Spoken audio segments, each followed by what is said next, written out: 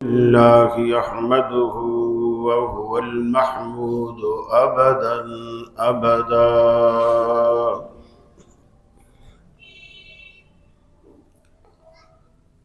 وأستعينه وهو المنعم المولى ونعم النصير مؤيدا.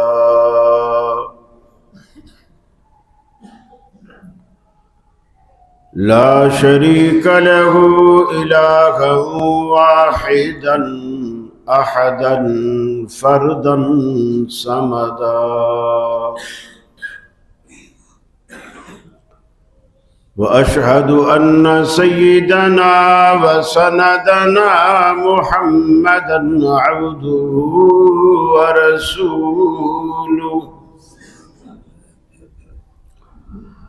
نبي ما ضل وما غوى وما ينطق عن الهوى، فصلى الله عليه وبارك وسلم وعلى آله وأصحابه وأزواجه صلاة دائما سرمدا. أما بعد، فأعوذ بالله من الشيطان الرجيم. بسم الله الرحمن الرحيم.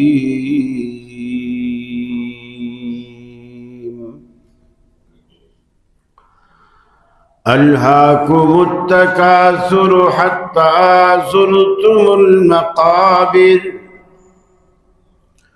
كلا سوف تعلمون ثم كلا سوف تعلمون، كلا لو تعلمون علم اليقين ثم لترونها عين اليقين ثم لتسألن يومئذ عن النعيم.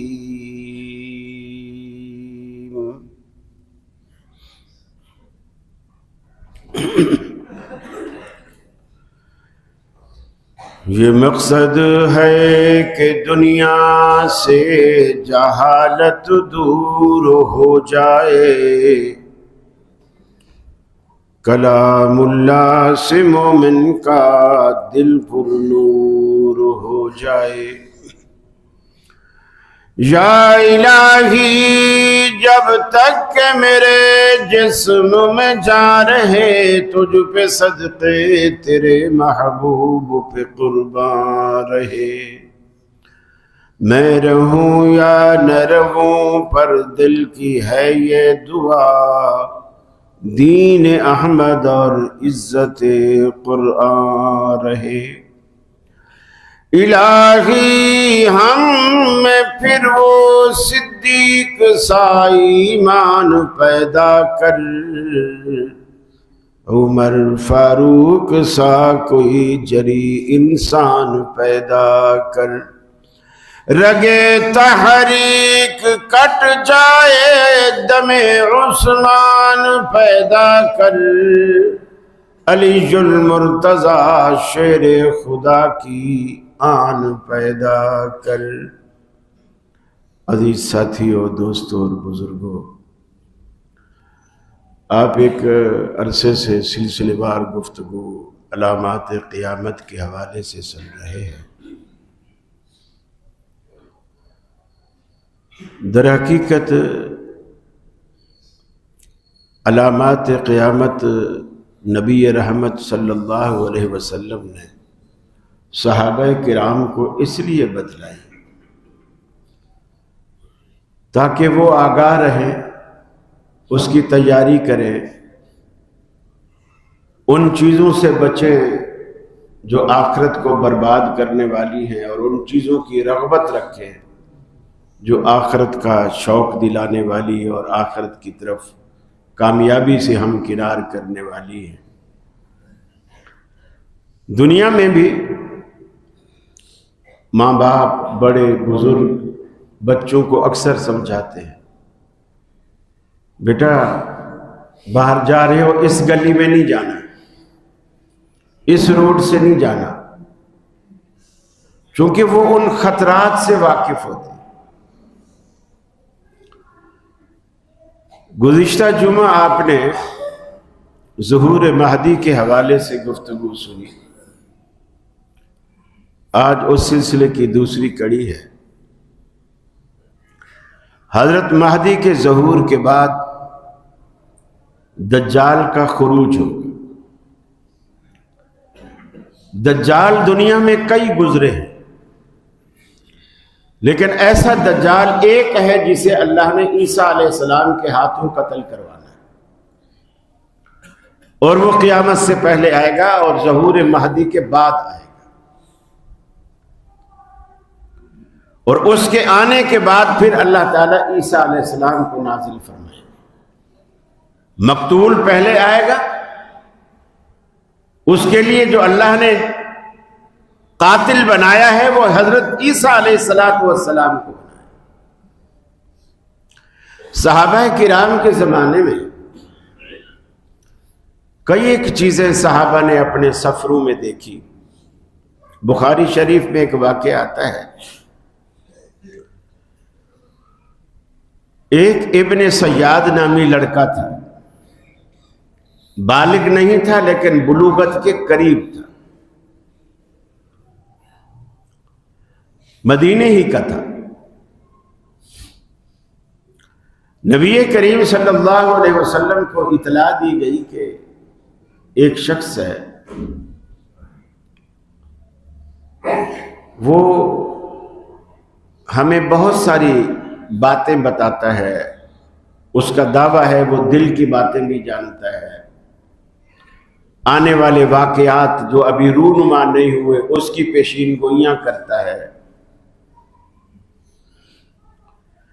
حضرت عمر فاروق، رسول اکرم صلی اللہ علیہ وسلم اور کچھ اور اصحاب، آپ ان کو لے کر کے گئے ابن سیاد کے پاس، جس کے بارے میں لوگوں میں مشہور تھا کہ یہ دجال ہے۔ آپ نے صحابہ سے کہا کہ میں نے دل میں سورہ دخان سوچی ہے دل میں۔ قرآن مجید کی سورتوں میں سے ایک سورت ہے جس کا نام ہے دخان، عربی میں تدخین دھوئیں کو کہتے ہیں، دھواں۔ میں نے یہ سوچی ہے، اور ابن سیاد سے پوچھتے ہیں کہ میں نے کیا سوچا ہے۔ جب اس کے پاس گئے، وہ مدینہ کے بچوں کے ساتھ کھیل رہا تھا۔ اس کی عمر جوانی کے قریب تھی، جسے آپ 14-15 سال کے لگ بھگ آپ کہہ لیجیے، جس عمر میں انسان کی داڑھی مونچھیں پھوٹنے لگتی ہیں، اس عمر میں۔ آپ نے پیچھے اس کی کمر پہ ہاتھ رکھا، وہ فوراً آپ کی طرف متوجہ ہو گیا۔ آپ نے اس سے کہا کہ کیا آپ گواہی دیتے ہو کہ میں اللہ کا رسول ہوں؟ اس نے کہا میں گواہی دیتا ہوں کہ آپ امیوں کے رسول ہیں، یعنی ان پڑھوں کے رسول ہیں۔ اپنے ایمان کا اظہار نہیں کیا، یہ کہا کہ آپ رسول تو ہیں لیکن ان پڑھوں کے رسول ہیں۔ گویا یہ بھی ایک اشارہ تھا کہ میں تو پڑھا لکھا ہوں، میں تو سمجھدار ہوں، آپ ان پڑھوں کے رسول ہیں۔ جب اس نے یہ کہہ دیا، اب اس نے خود سوال کیا اللہ کے رسول سے کہ کیا آپ مانتے ہیں کہ میں اللہ کا رسول ہوں؟ ابن سیاد۔ اور یہ سارا قصہ بخاری شریف میں موجود ہے۔ جب اس نے یہ پوچھا، آپ نے فرمایا میں تو تجھ پر ایمان نہیں رکھتا، میں اللہ کو مانتا ہوں، اللہ کے رسولوں کو مانتا ہوں، فرشتوں کو مانتا ہوں، اللہ نے جو کتب اتاری ہیں ان کو مانتا ہوں، تجھ پر تو میرا کوئی ایمان نہیں۔ آپ نے فرمایا میں نے سنا ہے تو بڑے دل میں چھپی باتیں بتا دیتا ہے. اس نے کہا آپ نے فرمایا میں نے اپنے دل میں تیرے لیے کچھ چھپایا ہے, بتا میں نے کیا چھپایا. وہ تھوڑا سوچ کے کہنے لگا, اس کو سورۃ دخان کا نام نہیں آ رہا تھا لیکن قریب قریب پہنچ گیا. اس نے کہا دکھ دکھ, یعنی دھواں دھواں سا لگتا ہے, دھواں دھواں سا لگتا ہے. آپ نے فرمایا اقصا عدو اللہ, اے اللہ کے دشمن خدا تجھے ذلیل کرے, تو اس سے آگے نہیں بڑھ سکتا. بتا تیرے پاس کون آتا ہے, یہ خبریں کون دیتا ہے؟ اس نے کہا میرے پاس 2 لوگ آتے ہیں, ان میں ایک سچا ہوتا ہے ایک جھوٹا ہوتا ہے. آپ نے فرمایا اسی لیے تیری باتوں میں سچ اور جھوٹ کی ملاوٹ اور تیرے ذہن میں اختلاط پیدا ہو گیا. وقت گزرتا رہا. حضرت عمر نے بھی رسول اللہ صلی اللہ علیہ وسلم سے پوچھا کہ اللہ کے رسول اگر اجازت ہو تو میں اس کو قتل کر دوں. آپ نے فرمایا اگر تو یہ وہی دجال ہے جو قرب قیامت میں آئے گا تو تو اسے قتل نہیں کر سکے گا, اللہ تجھے اس پر قدرت ہی نہیں دے گا کہ تو اس کو قتل کر سکے, اس لیے کہ اس کو عیسیٰ علیہ السلام نے ہی قتل کرنا. اور اگر یہ وہ دجال نہیں ہے تو اپنی تلوار کو اس کے خون سے کیوں گندا کرنا چاہتا ہے, چھوڑ اس کو. وقت گزرتا رہا, بڑا ہو گیا, مدینے میں اس کی شادی ہو گئی, اس کے بچے ہو گئے, عام لوگوں کی طرح زندگی گزارنے لگا. لیکن یہ چیزیں اس کے اندر تھیں جو عام آدمیوں میں نہیں تھی. حضرت ابو موسیٰ اشعری رضی اللہ تعالیٰ عنہ بیان کرتے ہیں کہ ہم حج پہ جا رہے تھے اور یہ بھی ہمارے ساتھ ہو لیا کہ میں بھی حج پہ جاؤں. راستے میں ہم نے قیام کیا, گرمی کے دن تھے, عرب میں درخت وغیرہ بھی نہیں اور اس زمانے میں تو بالکل بھی نہیں تھے, جھاڑیاں ہوتی تھی. تو ہم نے بولے دھوپ سے بچنے کے لیے اپنے سامان کو جھاڑیوں کے نیچے رکھا, خود بھی کوئی کسی پہاڑی کی اوٹ میں, کوئی کسی میں, یعنی ہم سارے بکھر گئے. اور ابن سیاد میرے ساتھ بیٹھ گیا. میں نے چونکہ اس کے بارے میں کچھ واقعات سن رکھے تھے, مجھے اس سے جب اکیلا یہ میرے ساتھ بیٹھا تو اس سے مجھے وحشت ہونے لگی, یعنی ڈر محسوس ہونے لگا. میرے دل میں ایک دہشت سی پیدا ہو گئی کہ یہ تو دجال ہے اور اکیلا ہے اور میں بھی اکیلا ہوں, پتہ نہیں کیا نقصان پہنچائے گا. کہتے ہیں کہ میں نے اسے کہا کہ یار تو اپنا سامان میرے سامان کے ساتھ نہ رکھ, ہٹا, دھوپ بھی بہت ہے, گرمی بھی ہے, وہ فلاں جھاڑی خالی پڑی ہوئی ہے اس کے نیچے رکھ کے. وہ وہاں سامان رکھ کے پھر بولے میرے پاس آ. اتنے میں کوئی بکریوں کا ریوڑ گزرا, اس نے اپنے پاس سے کوئی برتن نکالا اور بکری کا کوئی دودھ نکال کے لایا اور میرے پاس آ کے کہنے لگا کہ ابو موسیٰ دودھ پیو, سفر میں تم بھی تھک گئے ہوگے, بھوک بھی لگی ہوگی. کہتے ہیں بھوک تو مجھے لگی تھی لیکن میں نے دودھ لینے سے انکار کر دیا, اور انکار اس لیے کیا کہ اگر یہ دجال ہے تو میں دجال کے ہاتھ سے کیوں دودھ پیوں, یعنی میں برے شخص کے ہاتھ سے کیوں دودھ لوں. صحابہ کرام کی احتیاط جو ہوتی تھی نا, حد درجہ احتیاط. یہاں تو پتہ نہیں کل کتنے مسلمانوں نے 25 دسمبر کے کیک کھا لیے, کسی نے بھی سوچا یہ تو عیسائی ہے. عام دنوں میں کہتے رہیں گے تو عیسائی ہیں, گندے ہیں, گٹر صاف کرتے ہیں, نالیاں صاف کرتے ہیں, اور 25 دسمبر کو انہوں نے کپڑے اچھے پہنے ہوئے ہوتے, کیک ویک سب کھا جاتے, مسلمان کھا جاتے, عیسائیوں سے بھی زیادہ کھا جاتے. کہ جی پڑوسی ہے گفٹ لایا تحفہ دیا. ابو موسیٰ اشعری کہتے ہیں میں نے اس کے ہاتھ سے دودھ نہیں لیا, منع کر دیا. اس نے خود پی لیا, ٹھیک ہے منع کر لیا. پینے کے بعد میرے ساتھ بیٹھ گیا. اب وہ اپنے بارے میں باتیں کرنے لگا اور کہنے لگا ابو موسیٰ لوگ میرے بارے میں پتہ نہیں کیا کیا باتیں کرتے ہیں, مجھے دجال سمجھتے ہیں. آپ دیکھو کہ اللہ کے رسول نے, کیا تجھے حدیث نہیں معلوم؟ تو حدیثوں کا بڑا عالم ہے.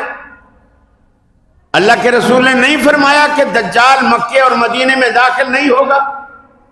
میں نے کہا ہاں آپ نے فرمایا. بولے اگر میں دجال ہوتا تو میں تو پیدا ہی مدینے میں ہوا ہوں,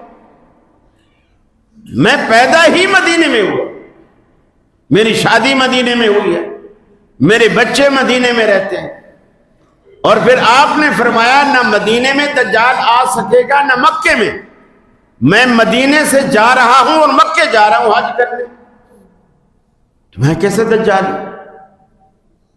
لوگوں کی باتیں غلط ہیں, لوگ میرے بارے میں الٹی سیدھی باتیں کرتے ہیں, جھوٹ بولتے ہیں, میں تو دجال نہیں ہوں.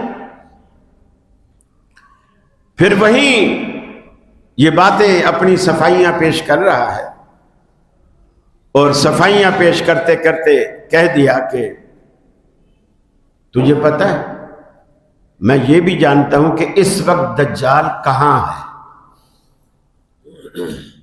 کہتے ہیں کہ پہلے جو مجھے تھوڑی تسلی ہوئی تھی اس کی باتوں سے کہ یہ دجال نہیں ہے, پھر جب اس نے یہ کہا کہ تجھے پتہ ہے اس وقت دجال کہاں ہے, میں یہ جانتا ہوں اس وقت دجال کہاں ہے, تو میں پھر وہ ہونے لگا, اندر سے گھبرانے لگا کہ یہ اب پھر بہکی پہلے سیدھی باتیں کر رہا تھا, پھر بہکی باتیں کر رہا.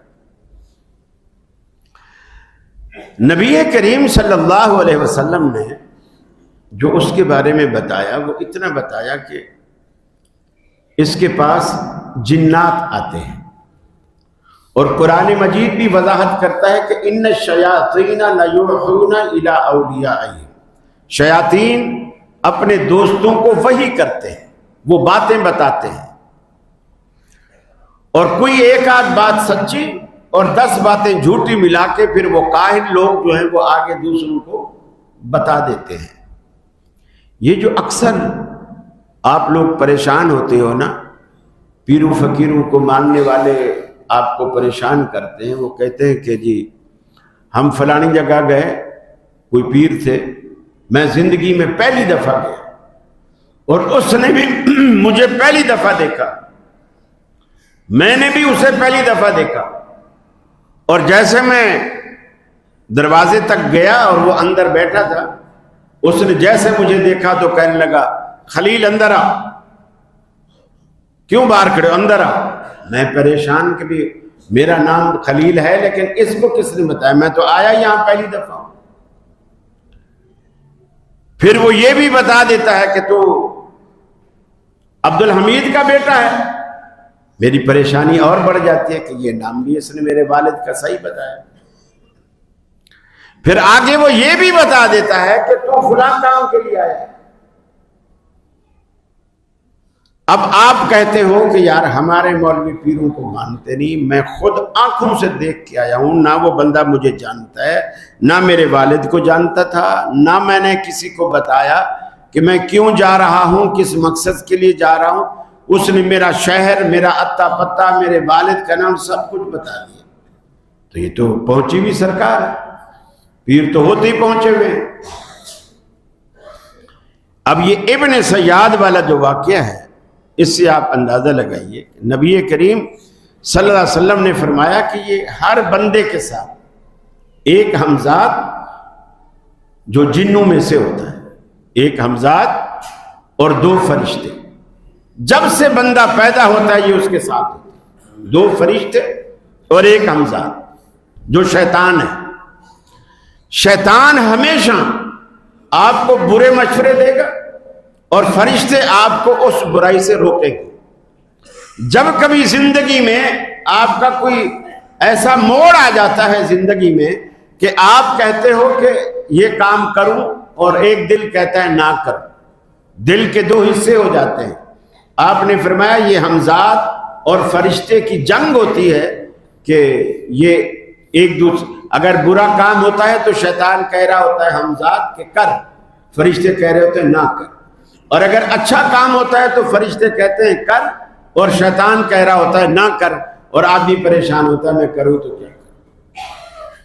تو یہ جو ہمزاد ہوتا ہے چونکہ بچپن سے ہمارے ساتھ ہے، یہ ہمارے بارے میں اتنا کچھ جانتا ہے کہ شاید ہمیں خود بھی یاد نہ ہو، اس کو سب کچھ یاد ہے، جو ہمارے بارے میں سب کچھ جانتا ہے، میرے والد کو جانتا ہے، میری تعلیم جانتا ہے، میں کہاں پڑھا ہوں، کہاں رہا ہوں، پہلے کہاں رہتا تھا، اب کہاں رہتا ہوں، پہلے کیا تھا اب کیا ہوں، اس کو سب پتہ ہے کیونکہ میرے ساتھ ہے۔ تو جو کاہن لوگ ہوتے ہیں یہ والا ہمزاد اس کے ہمزاد کو خبر دیتا ہے، یہ اس کا کیا نام ہے، اس کے والد کا کیا نام ہے، کہاں سے آیا ہے اور کیوں آیا ہے، وہ خبر دیتا ہے، اور وہ پھر اپنے پیر کے جو اس کا حواری ہوتا ہے اس کے کان میں بتا دیتا ہے، وہ پھر آگے خبر دیتا ہے۔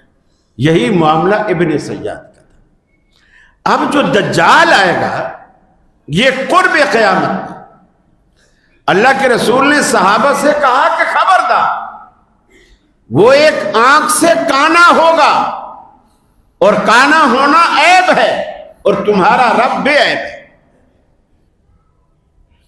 اور اس کی جو دو ٹانگیں ہیں نا وہ سیدھا جب کھڑا ہوگا پنڈلیوں کے درمیان کافی فاصلہ ہوگا، یعنی پنڈلیاں اس کی ایسے ہوں گی جیسے دو کمانے آپس میں ملاؤ، ایک ادھر سے گول آئے گی ایک ادھر سے گول آئے گی۔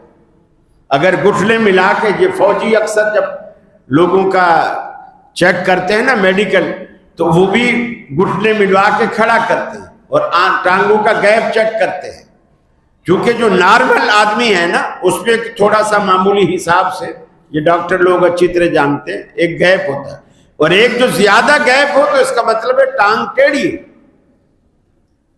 اب وہ بندہ خدا ہونے کا دعویٰ کرے گا جس کی ٹانگیں ہی ٹیڑھی ہے، ایک آنکھ بھی غائب ہے، اور آپ نے صحابہ کرام کو نشانی بتلائی، بال اس کے گھنگریالے ہوں گے، گھنے ہوں گے، بہت ہی گھنے بال ہوں گے، اور وہ خدا ہونے کا دعویٰ کرے گا۔ اللہ تعالیٰ اس کو کچھ پاور دے گا، کچھ اختیارات دے گا آزمائش کے لیے، آزمائش کے لیے کچھ پاور دے گا، وہ لوگوں کو زندہ بھی کر لے گا، مار بھی دے گا، پھر اٹھا دے گا، پھر مار دے گا۔ اب آپ اندازہ لگاؤ جتنی بھی پیر پرست قوم ہے یہ انکار کر سکے گی؟ بالکل بھی انکار نہیں، فوراً قدموں میں گرے پڑے، یار ہم تو فلاں کو خام خام مانتے رہے، اصل تو کرنے والا اب آئے، میرے نانا کو بھی اٹھا دیا، میرے دادا کو بھی جو اتنے سال پہلے مر چکے تھے ان کو بھی اٹھا دیا، میرا بیٹا فوت ہو گیا تھا اس کو بھی اٹھا دیا، یہ تو اصل تو رب والے کام تو یہ کر رہا۔ لیکن یقین مانی آج دنیا میں اہل حدیث واحد مسلک ہے، ہمیں کوئی ایسی خبریں دیتا بھی ہے نا ہم کہتے ہیں یہ شیطانی حرکت ہے، جھوٹ ہے، ہمارے دل میں یقین آتا ہی نہیں۔ اور آج بھی عرب کے اندر ایک پورے کا پورا قبیلہ ہے جو اہل حدیث ہے، بنو تمیم اس قبیلے کا نام۔ آپ نے فرمایا یہ حضرت اسماعیل علیہ السلام کی اولاد سے، آپ بھی اسماعیل علیہ السلام کی اولاد سے، آپ نے فرمایا بنو تمیم اسماعیل علیہ السلام کی اولاد سے، اور شاید دجال پر سب سے زیادہ بھاری بنو تمیم ثابت ہوگا۔ لوگ شرک میں پڑ جائیں گے، اس کو رب مانیں گے، لیکن یہ ڈٹ جائیں گے، کہیں گے تو جھوٹا، اور اس کو بار بار میری حدیث کا حوالہ دیں گے کہ اللہ کے رسول نے کہا تھا کہ دجال کانا ہوگا اور تو کانا ہے۔ اللہ کے رسول نے جو جو نشانیاں بتلائی تھی وہ ساری تیرے اندر موجود ہے، لہذا تو دجال ہے، تو جھوٹا ہے۔ اس وقت کیا، اب اس سے یہ بھی ظاہر ہوتا ہے اہل حدیث انشاءاللہ قیامت تک باقی رہیں گے، قیامت تک اللہ باقی رکھے۔ یہ ہم ہیر رانجھے کے قصے نہیں سناتے جمعہ میں آپ کو، قرآن و سنت کے حقائق بیان کرتے ہیں کہ اپنے عقائد کی اصلاح کریں، رسول اللہ کی تعلیمات سے اپنے دلوں کو منور کرے، شرک و بدعات کے زنگ کو دل سے نکالے۔ اور وہ جب ہی نکلے گا جب قرآن و سنت کو آپ خود پڑھیں، خود موازنہ کریں، خود دیکھیں۔ اور اب بھی الحمدللہ سعودی عرب کے جتنے کلیدی عہدے ہیں سارے بنو تمیم کے پاس، ان کے خطبہ حج دینے والا، ان کے بڑے بڑے امام کعبے کے اور ان کے سپریم کورٹ کے جج سارے بنو تمیم قبیلے کے۔ الحمدللہ یہ اللہ تعالیٰ کی نعمت ہے، اس لیے کہ توحید میں اتنے راسخ ہیں وہ کہ آپ اندازہ نہیں لگا سکتے، نبی کی بات پر اتنا یقین رکھنے والے، اور دجال کا مقابلہ بھی حدیث کی دلیل سے کریں گے۔ اور یہ دلیل پیش کرنا، دلیل مانگنا، دلیل دینا اس دنیا میں سوائے اہل حدیث کے کسی کا خاصہ نہیں ہے، یہ ایک ہمارا خاصہ ہے۔ بات کوئی کرے گا دلیل مانگے گا۔ میرے بھائیو، دنیا گزرے گی، گزر رہی ہے، گزر چکی ہے، کچھ گزرنے والی ہے، لیکن عقل مند آدمی وہی ہے جو دنیا میں رہتے ہوئے قرآن اور حدیث سے جو اللہ اور اس کے رسول نے عبرتیں بیان کی ہیں ہم اس سے عبرت پکڑیں۔ دائم رہنے والی یہ چیز نہیں ہے۔ کسی سرائکی نے کہا کہ یہ بیل دنیا دے لگ دے راسن، بہار ہوسی اساں نہ ہوسوں، وقت چہرے بدلتا راسی، ہزار حسن اساں نہ ہوسوں۔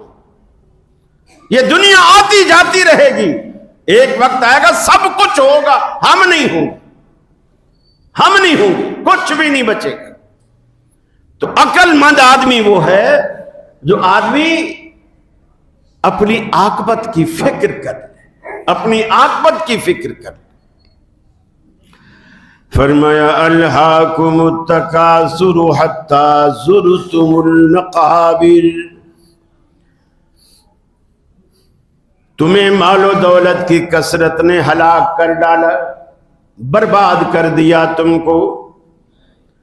دولت کی ریل پیل میں تم ایسے لگ گئے، حتی زرتم المقابر، یہاں تک کہ تم نے قبریں جا دیکھی، تم قبروں میں جا پہنچے۔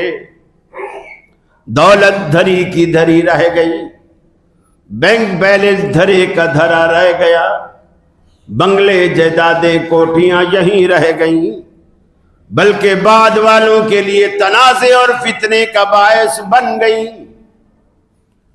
ایک بھائی کہتا ہے وہ طارق روڈ والی دکان میں لوں گا، دوسرا کہتا ہے نہیں میں لوں گا، تیسرا کہتا ہے تو محمود آباد والی لے لے، وہ کہتا ہے نہیں تو محمود آباد والی لے، میں تو طارق روڈ والی لوں گا۔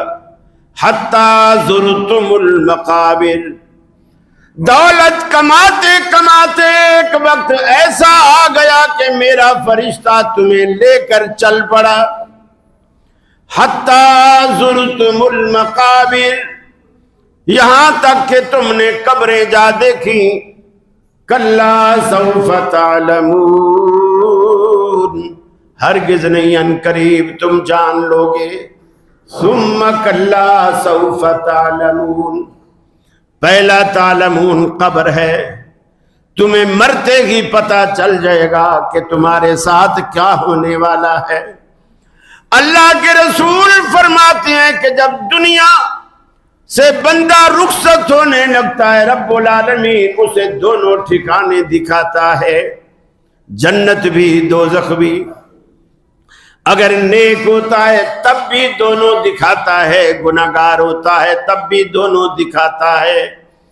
نیک کو دکھاتا ہے دیکھ اگر تو گناہ کی زندگی کرتا تو ہم نے تیرے لیے یہ دوزخ رکھی تھی، لیکن تو نے اچھے کام کی، اللہ نے تجھے اس سے بچایا اور اس کے بعد یہ ٹھکانہ تجھے دے دیا، وہ شکر ادا کرتا ہے۔ اور اگر گناہگار ہوتا ہے تو رب العالمین اس کو حسرت دلانے کے لیے پہلے جنت دکھاتا ہے کہ دیکھ اگر تو ہمارے پیغمبروں کی بات مانتا، ہمارے نازل کردہ قانون کو مانتا، ہماری باتوں پہ تو یقین کرتا تو تیرا یہ ٹھکانہ ہوتا، آرام اور عیش کی زندگی گزارتا، لیکن تو نے برے کام کیے، قرآن کے خلاف چلا، حدیث کے خلاف چلا، میرے دین کے خلاف چلا، دین کے نام سے تو چڑھتا تھا، آج تیرا یہ ٹھکانہ ہے، اسے حسرت دلائی جاتی ہے۔ لیکن فرمایا ثم کلا سوف تعلمون، ان قریب پھر تم دیکھو گے جب اللہ رب العالمین اسرافیل کے ذریعے بگل بجائے گا، پوری دنیا تہس نہس ہو جائے گی، ہنستے بستے شہر اجڑ جائیں گے، اس کے بعد رب العالمین تمہیں پھر سے اٹھائے گا، دوسرے نفخے کے بعد مردے قبروں سے ایسے نکلیں گے جیسے ریگستان میں برسات کے بعد کھمبیاں نکلتی ہیں، بالکل ایسے اٹھیں گے، تن پہ کپڑا نہ ہوگا، کوئی لباس نام کی کوئی چیز نہ ہوگی، جیسے قبرستان میں فرق نہیں ہوتا کہ یہ عورتوں کا قبرستان ہے یہ مردوں کا، سارے مکس ہوتے ہیں، مکس ہی نکلیں گے، بغیر لباس کے نکلیں گے۔ اللہ کے رسول سے سیدہ عائشہ نے پوچھا اللہ کے حبیب کیا مرد و عورت اکٹھے ہوں گے؟ آپ نے فرمایا اکٹھے ہوں گے۔ حضرت عائشہ نے شرم کے مارے پھر پوچھا اللہ کے رسول کیا ایک دوسرے کی طرف دیکھتے ہوں گے؟ آپ نے فرمایا عائشہ تو بھی کمال کرتی ہے، کیسے دیکھیں گے؟ دنیا کو لگے گا کہ یہ نشے پی کر مدہوش ہوئے پھر رہے ہیں، کسی کو دیکھنے کا ہوش نہیں ہوگا، لیکن وَمَا هُمْ بِسُكَارَىٰ وَلَٰكِنَّ عَذَابَ اللَّهِ شَدِيدٌ، لوگ دیکھیں گے کہ یہ نشے میں ہیں، حالانکہ وہ نشہ نہ ہوگا، اللہ کا سخت ترین عذاب ہوگا۔ اللہ رب العالمین نے یہ واقعات اپنے نبی کے ذریعے ہمیں اس لیے بتلائے تاکہ ہم اس دن کی تیاری کریں، اس دن کا اہتمام کریں۔ آج مولویوں سے لوگ یہ تو سوال کرتے ہیں میاں کیا قرآن حدیث میں کہیں آیا ہے کہ قیامت کب آئے گی؟ اللہ کے رسول سے بھی لوگ پوچھا کرتے تھے قیامت کب آئے گی؟ آپ نے فرمایا جس کے لیے تو اتنا بےتاب ہے نا، جسے پنجابی میں کہتے ہیں اتاولا، تو اتنا اتاولا ہے نا جس کے لیے، تو یہ بتا اس کے لیے تیاری کیا کی؟ قیامت تو جب آئے گی آ جائے گی، سوال یہ ہے کہ میں اس کے لیے کتنا تیار ہوں۔ یہ فکر کرنے کی ضرورت نہیں ہے قیامت کب آئے گی، فکر اس بات کی ہے کہ میرا کیا بنے گا۔ اگر بندہ اللہ سے تعلق جوڑے ہوئے ہے اور اللہ کے ساتھ رشتہ مضبوط کیے ہوئے ہے، وارے نہیں آ رہے، انشاءاللہ آخرت میں بھی میدان محشر میں بھی کتنے خوش نصیب لوگ ایسے ہوں گے جن کو اللہ کہیں کوئی سایہ نہ ہوگا، یوم لا ظل الا ظلہ، کائنات میں کوئی سایہ نہیں ہوگا سوائے اللہ کے عرش کے سائے کے، اور اللہ تعالیٰ ان سبعۃ یظلھم اللہ فی ظلہ، 7 خوش نصیبوں کو اللہ اپنے عرش کے سائے تلے کھڑا کرے گا۔ کتنے خوش نصیب ہوں، اللہ ہمیں انہی میں سے بنا دے۔ جون جولائی کی گرمی حشر کی گرمی کے آگے کچھ بھی نہیں، کچھ بھی نہیں۔ یہاں تو کتنی بھی گرمی ہو آدمی 2 گلاس ٹھنڈے پانی پی کے پھر بھی سستا لیتا ہے، سہ لیتا ہے، گزارا کر لیتا ہے۔ وہاں تو پانی بھی نہیں ملے گا، اور جو جسم میں ہوگا وہ کوئی پسینے سے بہہ جائے گا۔ ذرا انسان تصور تو کرے، یہاں تو ہم گھنٹہ بھر ایسی کیفیت ہو تو انسان مرنے کو آ جاتا ہے، اور وہ مرے گا نہیں، کیونکہ موت کی موت بھی آ چکی ہوگی۔ حتیٰ کہ دوزخ میں جا کے بھی بندہ نہیں مرے گا، تو بندہ کرے تو کیا کرے؟ یہاں تو زیادہ دکھ ستاتے ہیں نا، انسان تمنا کرتا اللہ مجھے موت دے دے، مار دے، اس زندگی سے بہتر ہے کہ میں مر جاؤں۔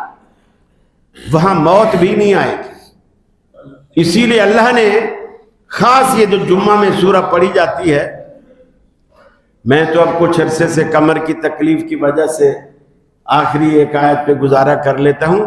قرآن مجید میں یہ جو سورہ سبح اسم ربک الاعلی اور غاشیہ جو مسنون صورتیں پڑھی جاتی ہیں، اس میں اللہ نے فرمایا لا یموت فیہا ولا یحیا، جہنم ایک ایسی جگہ ہے جس میں نہ زندگی ہے نہ موت، زندگی بھی نہیں موت بھی نہیں، تو تیسری تو کوئی چیز ہے ہی نہیں، یا زندگی ہے یا موت ہے۔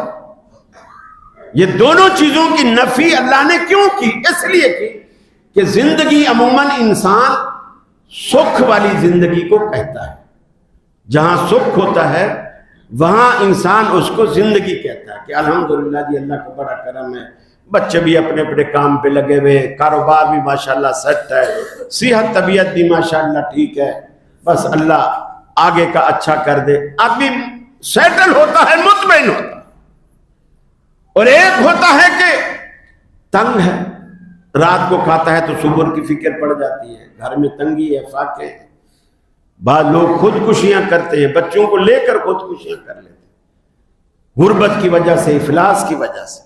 ان سے پوچھو کیسے گزر رہی، وہ کہتا ہے یار کیا گزر رہی ہے، ہماری بھی کوئی زندگی ہے، اس سے اچھا تو موت آ جائے تو وہ زیادہ اچھا ہے۔ تو انسان دکھ بھری زندگی کو زندگی نہیں کہتا،